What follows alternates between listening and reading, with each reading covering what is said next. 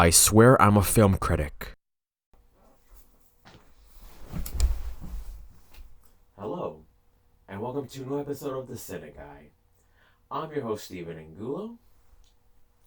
Let's talk mystery. Alright, movie people. Let me just say one thing.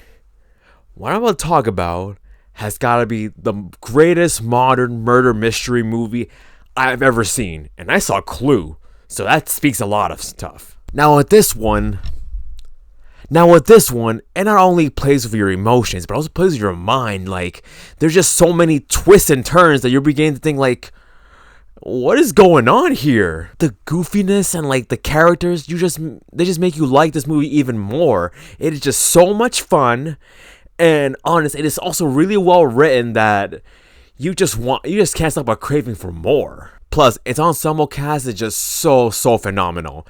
Each actor plays their role so incredibly that, like, oh my gosh, you just can't help but wonder who is guilty and who is not. Also, they all contribute to the story, unlike most films where people are just there for no reason. Don't say Iggy Azalea in Furious 7. That's an old thing. So, while I'm here wearing my brown suit that hasn't fit me since I was a preteen, let's talk about Knives Out. So, the mystery, which we are going to try and solve, follows the death of a very, very wealthy author and his ever so caring caretaker, who happens to be involved. That's right. We follow Marta, the caretaker, played by Ana de Armas, so amazingly. Let me just point that out.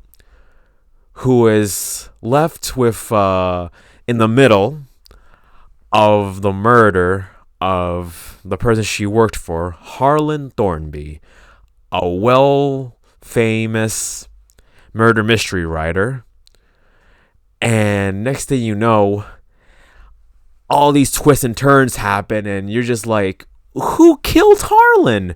Who will kill this nice old man who treated Marta like she was his own daughter? So there's just so many questions to ask. Now for the culprits, let me just say, we meet Harlan's extended family, the ensemble cast. And let me just say, this is the most dysfunctional family you'll ever watch. I mean, this is pretty much Married with Children, but for rich people. That I'm going to say. So when they introduce them to us, we begin to wonder, could one of them be guilty of the murder? But why? Why would they kill a relative of theirs? Well, as it turns out, they each have their own motives. Linda, played by Jamie Lee Curtis, who is Harlan's eldest daughter. She doesn't really have a motive to kill her own father. They had a loving relationship. So, I don't know. I think she's pretty much the only one of the innocent ones. Like, there's no reason for her to want to, harm her father. Now, Richard, Linda's husband, played by Don Johnson, he's a different story because Harlan has some, let's say, bait on him. Harlan knows that Richard is cheating on Linda. So, yeah, no witnesses, right? Richard wants to save his marriage, gotta kill the person threatening it. It's typical, But wait a minute, there's Harlan's son, played by Michael Shannon, Walt. Yeah, Walter. I mean, he's the head of Harlan's publishing company. Could he have killed Harlan? I mean, that's his father. Well, as it turns out, Walt wants to adapt Harlan's mystery novel into movies, Netflix series, make some money out of this. Harlan does not want that because his books are his and they're all unique. So in retaliation, he fires Walt from the publishing company. So yeah, that's a reason to kill Harlan, all because you couldn't get your Netflix special.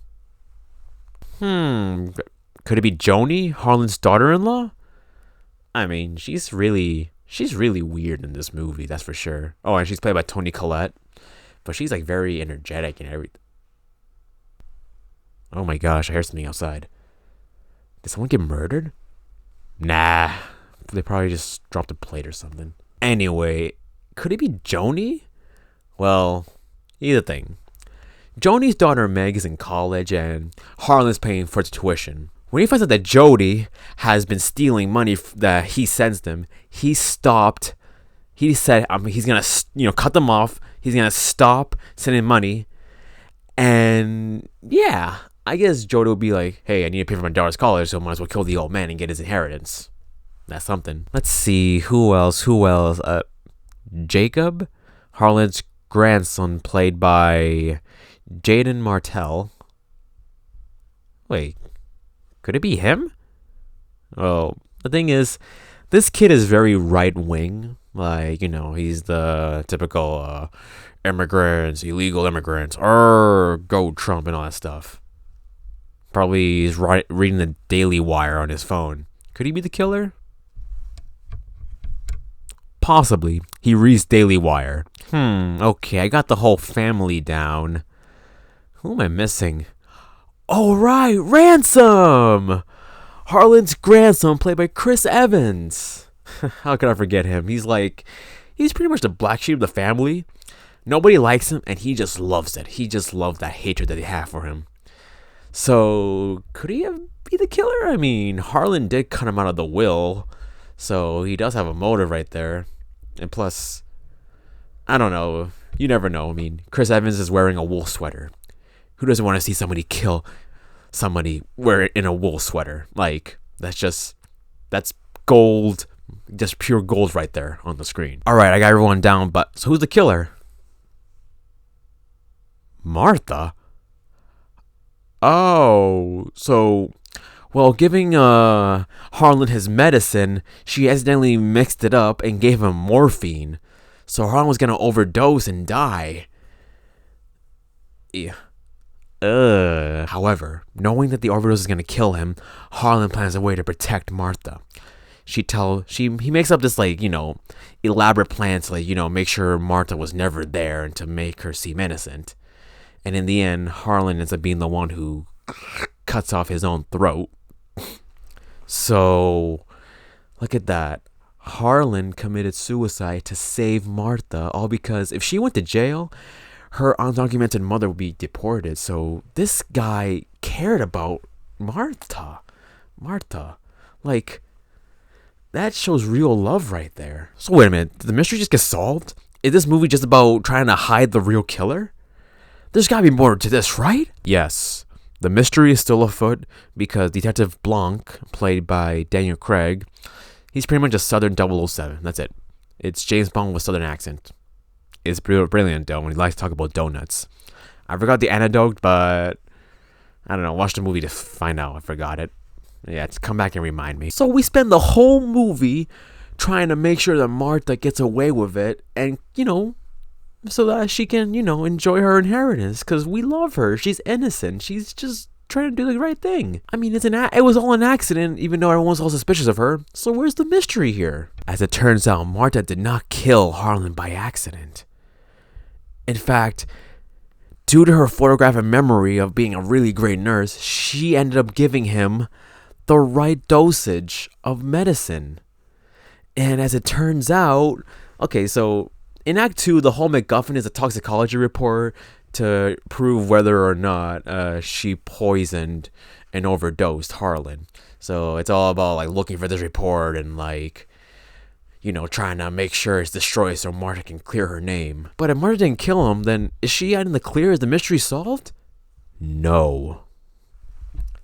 As it turns out, the real culprit would have wanted her to have destroyed the report. That way, there is no evidence that Harlan could have survived. In fact, this culprit planned out the entire thing in order to ensure that Martha might give Harlan the wrong medicine so that Harlan could just die. And it will all seem an accident, and this person would, be in the clear. And all the clues are just right there. This person would have been at Harlan's birthday party and probably would have been upset by Harlan over, something. And this person would have returned to the mansion while being recognized by Great Nana, Harlan's really, really old mom, and by that housekeeper who knew the truth and who would end up being targeted by the culprit as well. So the answer is right there. Who would have wanted Harlan to die? Well, maybe it was a family member, because the answer is simple. Let me take it out. I have it right here. Then I have the name right here. The culprit behind the whole mystery is... I'm not telling you. You gotta watch the movie to find out, because it is a big surprise. Then again, it might just be who you think it is. I've watched the movie. It's fun. But trust me, the whole thing is so trippy and complex that you'll be surprised this character almost got away with it. Like... You would think, like, how did this person come up with such an elaborate and like convoluted plan to try and, you know, poison their own relative? Like, it will catch you by surprise, and I do applaud Ryan Johnson for that, because wow. Wow. Now, with movies like Get Out and Ready or Not, which are completely different, you know, things compared to this one, they all share a common theme. Rich people suck. I mean, when you meet the dysfunctional family, they are so rude to Marta. They only see her as like the help. So it's just so, my gosh. They just see her like, oh, Marta, you're there. Go look after Harlan. That's it. They treat her like trash. And so when Harlan dies, they're all happy and, you know, with that little smug on their face, like, hey, we're gonna get the inheritance. Nice. But then when it goes to Marta, who deserves it completely, they all turn against her and be like, Marta, give us the money, give us the money, give us the money. They do whatever it takes in order to take back what they think is theirs. They threaten to deport her. They even try to make sure she is framed for the murder just so she wouldn't get the inheritance. Oh my gosh. That just goes to show you that these people did not care about Harlan at all. They just wanted his money. So yeah, in the end, rich people, you suck big time. If only it was just like Ready or Not and they just blew up in blood. I know it could be different movies, but that would have been fun to watch. Again. Overall, it's a really fun puzzle of a mystery movie that really, really messes with your mind. But it's also like a big roller coaster ride that, like, you don't know what to expect next, but you just cannot help but enjoy the ride. And one thing for sure, you will simply love the production design of that Iron Throne of Knives. That looked amazing, especially when Daniel Craig sat on it.